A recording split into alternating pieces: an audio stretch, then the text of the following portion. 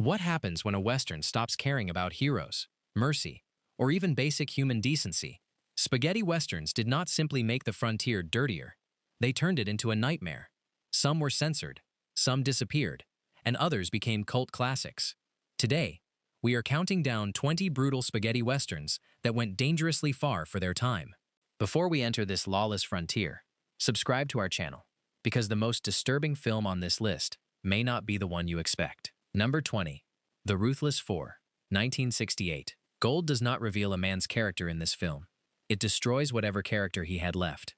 An aging prospector named Sam Cooper discovers a rich deposit hidden in the Nevada desert. Knowing he cannot carry the treasure alone, he recruits his adopted son, Manolo, and two experienced gunmen. What begins as a difficult journey soon becomes a slow study of suspicion, greed, and betrayal. Unlike faster spaghetti westerns, the movie takes its time before the major action begins. That patience makes the later confrontations feel more personal. Every glance suggests that someone is calculating how many partners must disappear before the gold can be divided. One of its most memorable sequences happens near the mine, where exhaustion and paranoia become more dangerous than the desert itself. The men stop behaving like partners and begin watching one another as future enemies. Klaus Kinski's nervous presence makes every quiet moment feel ready to explode. For audiences expecting clean heroes and obvious villains, this was unusually bitter. The treasure does not promise freedom. It functions like a disease, infecting each man until loyalty becomes impossible. By the end, the real enemy is not a rival gang. It is the belief that wealth is worth more than another human being. Number 19. The Hellbenders, 1967. A coffin filled with stolen money is already a dark starting point. But this film makes the situation even colder. After the American Civil War, Confederate Colonel Jonas and his sons steal a fortune from Union soldiers. Jonas plans to use the money to rebuild the defeated Confederacy, hiding it inside a coffin while forcing a woman to pretend she is the widow of the man supposedly lying inside. The opening attack immediately announces that this will not be a romantic adventure. Soldiers are ambushed while crossing a river, and the sequence is presented with an unusually clinical sense of cruelty. There is no glorious music celebrating courage. Men simply fall while Jonas watches his plan succeed. As the family travels across the country, every stop creates another danger. The fake widow slowly understands that Jonas is not merely a desperate veteran. He is a fanatic, willing to sacrifice his sons, innocent travelers, and eventually his own future, for a cause that has already collapsed. The famous coffin becomes more than a clever hiding place. It represents a dead dream that Jonas refuses to bury. The final struggle over the money tears the family apart, proving that their loyalty was never as strong as their greed. Do these forgotten westerns deserve more attention than many modern action movies? Tell us in the comments. And subscribe now, because the countdown becomes much darker from this point forward. Number 18. Today We Kill, Tomorrow We Die, 1968. 5 years in prison have not weakened Bill Kiowa's desire for revenge. After being framed and losing the woman he loved, he uses money hidden before his arrest to hire 4 dangerous gunmen. Their mission is simple: locate El Fuego, the ruthless bandit responsible for destroying Kiowa's life. The story follows the familiar revenge formula, but the tone is dirtier and more aggressive than a traditional American Western. Kiowa's hired men are not noble deputies. They are professionals who understand that helping him could lead directly to their deaths. Even their conversations feel like negotiations between men who trust money more than friendship. Tatsuya Nakadai gives El Fuego an unusual presence. Instead of playing him as a loud, predictable outlaw, he appears calm, theatrical, and almost detached from the suffering around him. That makes his cruelty more unsettling. The forest confrontation is the film's standout section. Trees replace the open desert, limiting visibility and turning the pursuit into a deadly game of patience. Kiowa cannot simply challenge his enemy in the street. He must enter El Fuego's territory, where every shadow could hide an ambush. What pushed the movie too far was its refusal to make revenge satisfying. Kiowa can punish the responsible man, but nothing he does can restore the years and people taken from him. Number 17. And God Said to Cain, 1970.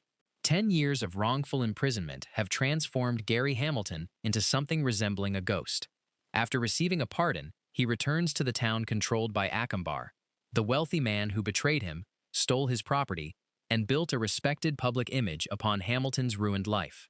Instead of charging through the front gate, Hamilton arrives during a violent storm and begins dismantling Akembar's empire from the shadows. Wind shakes the buildings, church bells ring across empty streets, and underground tunnels allow Hamilton to appear and vanish without warning. Klaus Kinski is surprisingly controlled in the leading role. His character rarely needs to shout. Hamilton knows the town, understands his enemies, and has spent a decade planning exactly how they will be frightened. The psychological pressure is often more important than the gunfire. One of the film's strongest sequences involves Hamilton using the church bell system to confuse Akembar's men. Sounds travel through the darkness, making them believe an entire force has surrounded the town. In reality, one patient man is turning their fear against them. This was a Western presented almost like a gothic horror film. The stormy night, hidden passageways, shadowy buildings, and ghost-like avenger make the town feel cursed. Hamilton may be human, but to the guilty men hunting him, he seems like judgment returning from the grave. Number 16. Cemetery Without Crosses, 1969. Revenge begins with a hanging witnessed by a helpless family.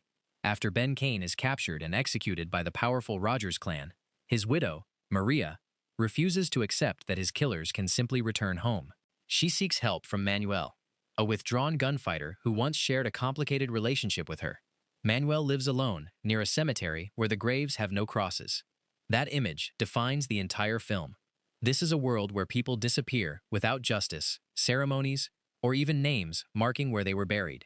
Maria does not ask Manuel to challenge the Rogers family honestly. Her plan involves kidnapping one of their daughters and using her as a weapon in a much larger act of retaliation. Manuel agrees, even though he understands that Maria's anger has become stronger than her judgment. The dinner sequence inside the Rogers home is especially tense. Manuel enters their world pretending to belong there, surrounded by the same men he intends to deceive. Every polite gesture hides a threat, and the quiet atmosphere becomes more dangerous than a loud gunfight. Instead of celebrating revenge, the story shows it spreading from one family to another. Innocent people are pulled into a conflict they did not create, and Manuel's loyalty becomes a trap. The final moments offer tragedy rather than triumph, leaving the cemetery ready to receive more forgotten victims. Number 15. The Specialists, 1969. Public respectability is treated as a joke in this strange and angry Sergio Corbucci Western. A gunfighter named Hud returns to Blackstone after his brother is accused of stealing money and then executed by the townspeople. Hud suspects that the official story is false, and he begins searching for both the missing fortune and the people who allowed his brother to die. Nothing in Blackstone is morally stable. The banker protects his reputation, the sheriff avoids difficult truths, and ordinary citizens become brave only when they are standing inside a crowd. Even a group of wandering young people is presented as reckless rather than innocent. Johnny Halliday plays Hud as a man who remains emotionally distant from nearly everyone. He is not interested in cleaning up the town or becoming its new protector. He wants answers, and he is prepared to leave Blackstone humiliated once he finds them. The most controversial image comes near the climax, when the stolen money is burned while the townspeople watch. Their sudden desperation exposes how quickly their dignity disappears when wealth is threatened. Corbucci turns the destruction of cash into an attack on the entire community. Audiences expecting a straightforward mystery, instead, received an ugly satire about greed, mob justice, and generational anger. Almost everyone claims to represent freedom, yet nearly every character wants power over someone weaker. Number 14. The Big Gundown, 1966. A respected lawman can become dangerous when he is too certain that he is right. Jonathan Corbett, played by Lee Van Cleef, is encouraged to pursue Manuel Cuchillo Sanchez, a poor Mexican accused of attacking and killing a young girl. Wealthy businessman Broxton promises political support if Corbett captures the fugitive. The chase moves across deserts, towns, farms, and border territory. Cuchillo repeatedly escapes, often through clever tricks rather than superior firepower. At first, Corbett treats these escapes as insults. Gradually, however, he begins noticing that Cuchillo's behavior does not match the crime. One unforgettable encounter places Cuchillo against armed men while he has little more than a knife and his speed. Tomas Milian makes the fugitive playful, frightened, and unpredictable, creating a sharp contrast with Corbett's rigid professionalism. The brutality comes from the system surrounding the chase. Rich men can create a story, powerful officials can repeat it, and a respected hunter can unknowingly become their weapon. Cuchillo's guilt is assumed because of his class and nationality. while the real criminal remains protected by influence. By the final confrontation, Corbett is not simply deciding whether to pull a trigger. He must admit that his reputation has been used to defend corruption. The movie helped establish the political spaghetti western, turning a manhunt into an argument about prejudice, money, and institutional power. Number 13. Death Rides a Horse, 1967. 15 years of nightmares guide Bill Maceda toward the men who destroyed his family. He remembers only fragments from the night of the attack: a tattoo, a distinctive earring, a scar, and the faces of strangers surrounding his childhood home. Those memories become clues as he grows into a skilled gunfighter. Another man is following the same criminals. Ryan, played by Lee Van Cleef, has recently left prison and knows far more about the gang than he admits. Bill sees him as either a partner or an obstacle, never realizing that Ryan's past is connected to the tragedy driving him. The flashbacks make the violence feel permanent. A sound, face, or object can suddenly return Bill to the worst night of his life. Revenge is therefore not presented as a new decision. It has shaped his entire identity. A standout sequence places one of the targets on horseback during an unusual duel involving an old-style weapon. The scene is tense because the opponent believes his specialized equipment gives him an advantage. Ryan calmly proves that experience matters more. The final battle brings Bill's scattered memories together, but it also reveals uncomfortable truths about Ryan. Instead of providing a clean partnership between two heroes, the film forces Bill to decide whether guilt can ever be balanced by regret. Its famous Morricone score makes the revenge feel almost ceremonial. Number 12. Face to Face, 1967. A quiet history professor appears to be the least dangerous person in the West. Brad Fletcher is physically weak, uncomfortable with violence, and convinced that education has made him morally superior. His life changes after he is taken hostage by wounded outlaw Solomon Beauregard Bennett. At first, Fletcher seems frightened by the outlaw world. Yet once he discovers that people will obey him, his weakness begins turning into ambition. Bennett moves in the opposite direction. The criminal slowly develops sympathy, while the educated gentleman becomes increasingly comfortable with control. Gian Maria Volante makes Fletcher's transformation believable, because it happens through small decisions. He begins by explaining violence, then justifying it, and eventually organizing it. Intelligence does not protect him from cruelty. It simply helps him create more convincing reasons for using it. The attack on Bennett's settlement is the film's most disturbing turning point. Families and followers who believed they had created a refuge are caught inside a larger struggle involving lawmen, spies, and political interests. Fletcher reacts not as a horrified teacher, but as a leader determined to preserve his authority. The movie went far beyond gunfights by asking whether civilization actually makes people better. Fletcher's manners and education hide a desire for dominance, while Bennett's rough background does not prevent him from changing. The real brutality is watching a respectable man discover that he enjoys power. Number 11. A Bullet for the General, 1966. Revolution is treated as both a cause and a business in this politically charged Western. During the Mexican Revolution, bandit leader El Chuncho attacks a government train and steals weapons that can be sold to rebel commander General Elias. A mysterious American named Bill Tate helps during the raid and is welcomed into Chuncho's group. Tate appears calm, efficient, and strangely uninterested in revolutionary ideals. Chuncho sees him as a useful professional, while El Santo, Chuncho's deeply religious brother, immediately distrusts the newcomer. Their suspicions become more serious as Tate pushes the gang toward General Elias. The train attack is one of the film's defining sequences. Rebels climb aboard, while soldiers fight from narrow compartments, turning the moving train into a symbol of government power being physically seized by the poor. Yet the story becomes much darker when Tate's real mission is revealed. He has not crossed Mexico to support freedom. He has been paid to reach and eliminate the revolutionary general. Chuncho must face the fact that his greed and desire to impress the American helped place the entire movement in danger. Rather than presenting revolution as a colorful adventure, the movie shows villages abandoned, followers betrayed, and foreign money influencing political violence. The final decision involving Chuncho and Tate transforms their friendship into a judgment on exploitation. This was not a comfortable Western about good men defeating bad men. It was an accusation aimed at anyone who profits while other people fight for survival. Number 10. The Mercenary, 1968. Money controls almost every relationship in this revolutionary adventure. Sergei Kowalski, known as the Polak, is a professional gunfighter who sells his skills to whoever can afford them. Paco Roman begins as a mine worker fighting abusive owners, but he soon becomes a revolutionary leader with a growing army and an even larger ego. Kowalski agrees to train Paco's followers, protect their operations, and improve their battlefield tactics.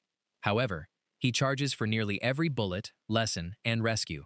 Their partnership becomes a strange mixture of friendship and exploitation. Paco needs Kowalski's experience, while Kowalski needs Paco's revolution to remain profitable. Jack Palance plays Curly, a smiling rival whose calm behavior hides a deeply cruel nature. He does not simply want to defeat Kowalski. He wants to reduce both Kowalski and Paco to entertainment. The arena confrontation is the movie's most famous set piece. Paco is forced into the center, like a performer awaiting punishment, while Curly watches from a position of control. Kowalski's arrival changes the balance, leading to a carefully arranged duel involving two men, two weapons, and limited ammunition. What makes the sequence so effective is its theatrical quality. A political conflict has become a public show. Human lives are treated like part of a circus program. Sergio Corbucci surrounds the comedy and adventure with a harsh message. Revolutionary leaders can become celebrities, hired fighters can become businessmen, and the suffering of workers can be forgotten once power becomes exciting. Even when Kowalski behaves heroically, the audience never forgets that he entered the conflict because he expected to be paid. Number 9. Massacre Time, 1966. A warning from home brings Tom Corbett back to a land he barely recognizes. The wealthy Scott family now controls the surrounding territory, and Jason Scott's unstable son, Junior, treats the local population as personal property. Tom's older brother Jeff appears unwilling to resist, spending his time drinking and refusing to explain the family's secrets. The opening chase removes any doubt about Junior's personality. He and his companions pursue a helpless man as though they are participating in a sporting event. The scene immediately tells the audience that wealth has allowed Junior to stop seeing ordinary people as human beings. Tom begins asking questions, only to discover that nearly everyone is frightened of the Scotts. His brother's silence feels like cowardice, but Jeff understands details about Tom's past that could change the entire conflict. The film's most famous confrontation involves Junior using a bullwhip against Tom in front of wealthy guests. The attack is not only meant to cause pain. Junior wants to humiliate Tom while his friends watch, proving that no one can challenge the Scott family inside its own home.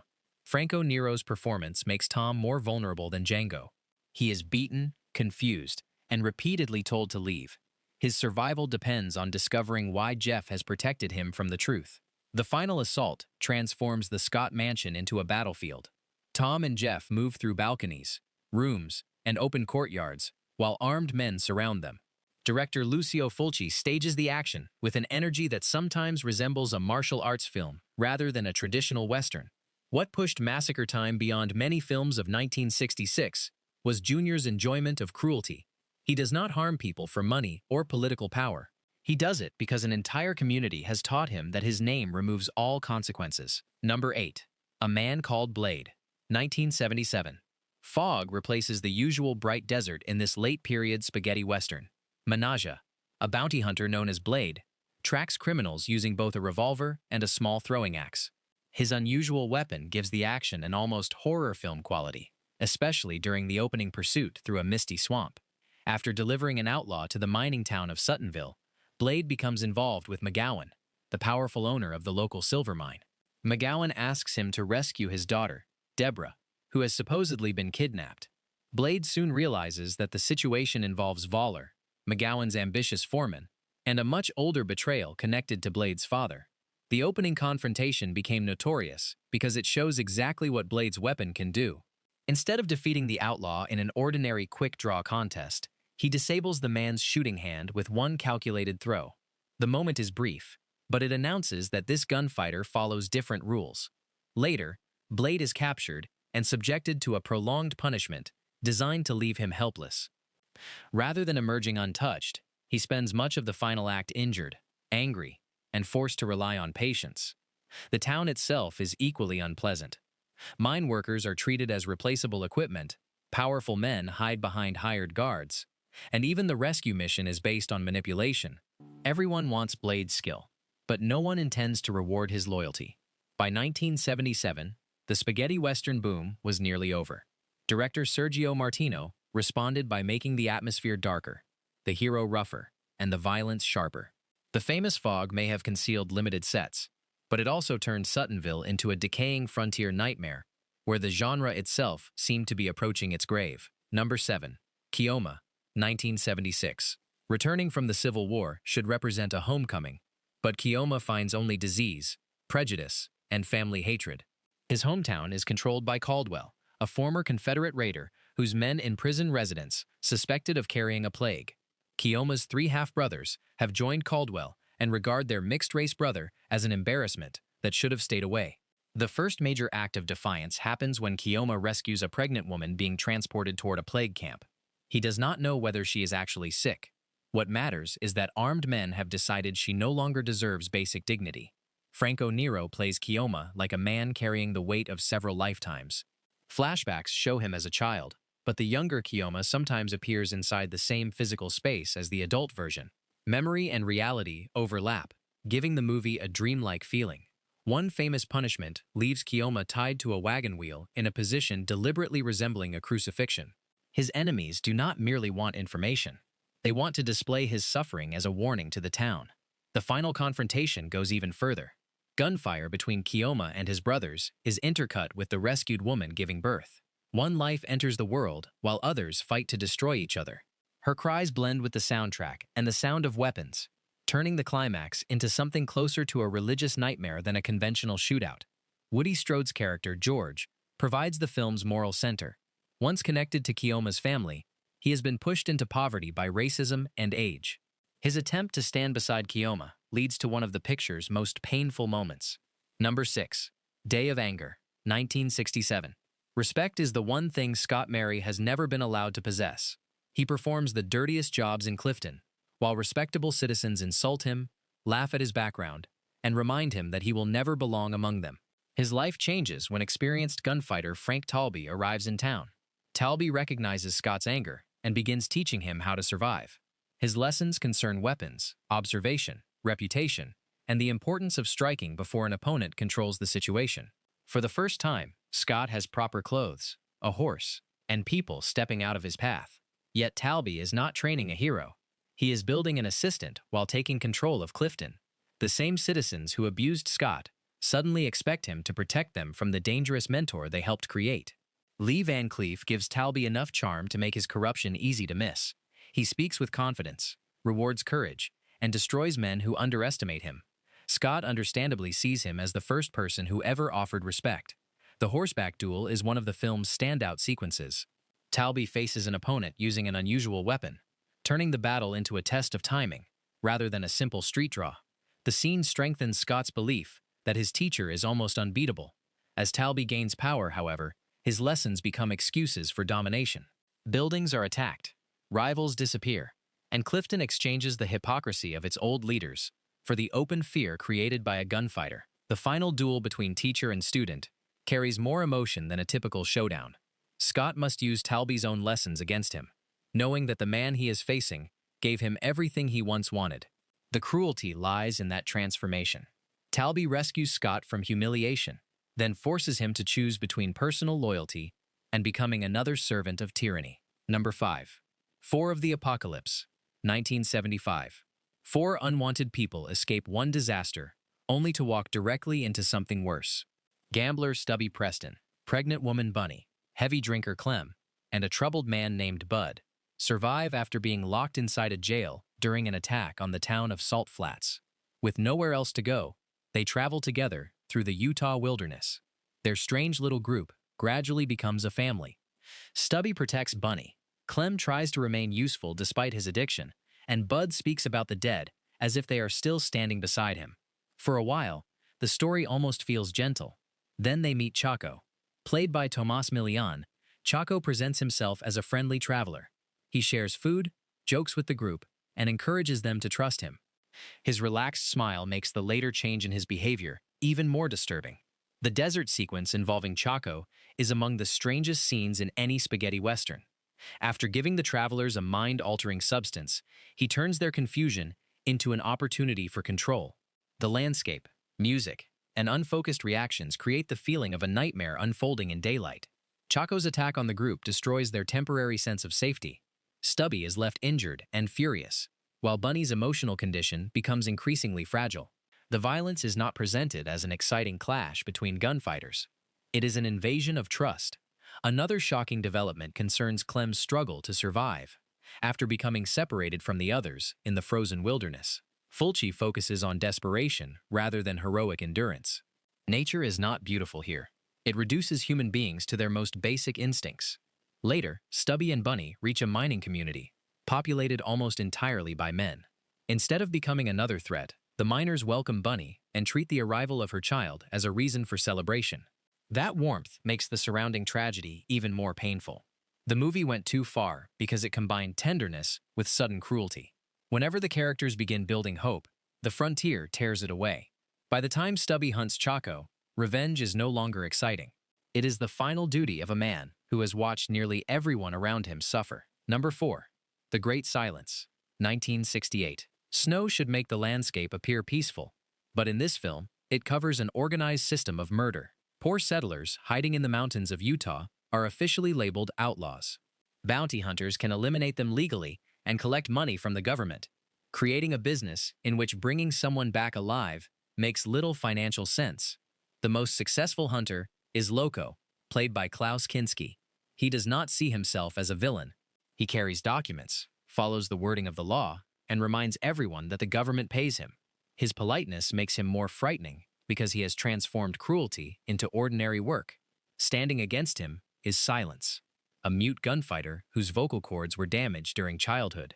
Silence allows opponents to draw first, giving him a legal defense after he shoots them. His method is clever, but it also reveals how deeply the world has been corrupted. Even the hero must manipulate the law to survive it. Pauline hires Silence after Loco kills her husband. Their relationship slowly becomes emotional, suggesting that Silence may finally have found a reason to stop living as an isolated gunman. The saloon confrontation appears ready to deliver the familiar ending. Loco and his bounty hunters hold the persecuted settlers under guard. Silence enters despite being wounded, and Pauline follows because she believes he can still save everyone. Corbucci then refuses the audience the rescue it expects.